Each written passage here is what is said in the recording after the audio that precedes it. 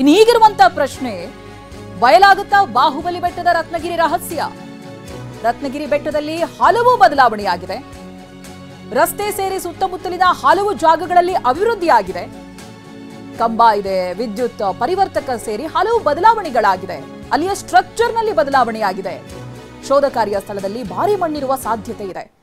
ರತ್ನಗಿರಿ ರಹಸ್ಯ ಹುಡುಕುವತ್ತ ಇದೀಗ ಸದ್ಯ SIT ಚಿತ್ತ ನೆಟ್ಟಿದೆ.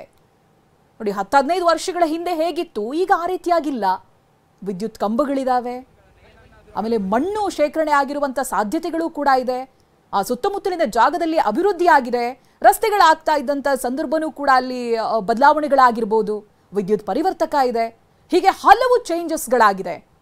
ಹಾಗಾಗಿ ಈ ಶೋಧ ಕಾರ್ಯ ಏನು ದೂರುದಾರ ತೋರಿಸಿರ್ತಾನೆ, ಇದರಲ್ಲಿ ಭಾರಿ ಮಣ್ಣು ಶೇಖರಣೆ ಆಗಿರುವಂತಹ ಸಾಧ್ಯತೆಯೂ ಕೂಡ ದಟ್ಟವಾಗಿದೆ.